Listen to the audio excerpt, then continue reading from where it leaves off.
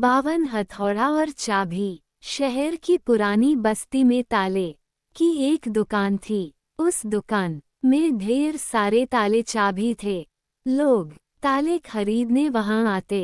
कभी कभी मुख्य चाबी गुम हो जाने पर डुप्लीकेट चाबी बनवाने भी उस दुकान पर आते। उसी दुकान में कोने में एक मजबूत हथौड़ा भी पड़ा हुआ था जो ताला तोड़ने के काम आता था, लेकिन उसका प्रयोग कभी कभार ही होता था। कोने में पड़े पड़े हथौड़ा अक्सर सोचा करता कि मैं इतना मजबूत हूँ, इतना बलशाली हूँ, इसके बाद भी इतने प्रहार झेलता हूँ, तभी ताले को खोल पाता हूँ।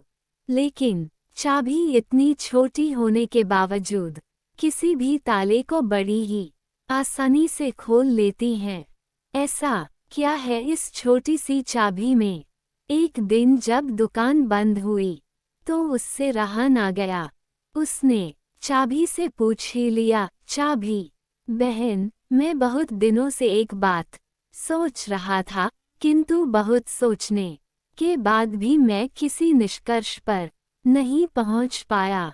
क्या तुम मेरे एक सवाल का जवाब देकर मुझे निष्कर्ष तक पहुंचने में मदद कर सकती हो? पूछो भाई, बन पड़ा तो तुम्हारे सवाल का जवाब मैं तुम्हें अवश्य दूंगी। चाबी नम्रता से बोली, बहन, तुम्हें में ऐसी क्या खास बात है कि तुम इतनी छोटी होने पर भी हर प्रकार के ताले, चाहे वो कितना मजबूत और जिद्दी क्यों न हो, बड़ी आसानी से खोल लेती हो, जबकि मैं तुमसे बहुत बड़ा, बलशाली और शक्तिशाली होने के बावजूद ऐसा नहीं कर पाता। मुझसे ताला खोलने में बहुत मेहनत लगती है और कई बार प्रयास करने के बाद ही ताला टूटता है।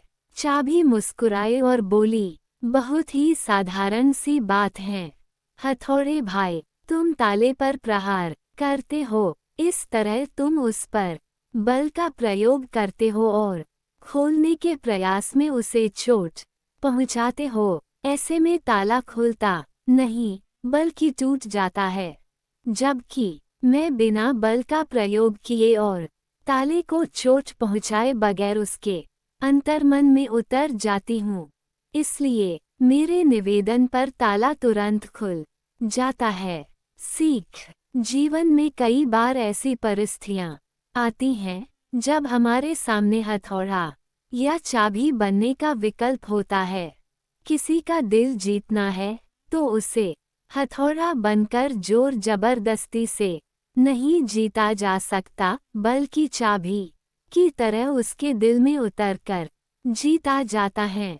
इसी प्रकार किसी से कोई काम करवाना है तो डरा धमकाकर और जबरदस्ती दबाव डालकर भी काम करवाया जा सकता है, लेकिन ऐसे में कार्य के प्रति उत्साह और समर्पण भावना नगण्य रहेगी। यदि किसी के दिल में कार्य के प्रति समर्पण भावना जागृत कर उसे उत्साहित कर कार्य करवाया जाए तो कार्य मन लगाकर और समर्पण से किया जाएगा और ऐसे में कार्य बेहतर होगा और परिणाम भी बेहतर प्राप्त होगा।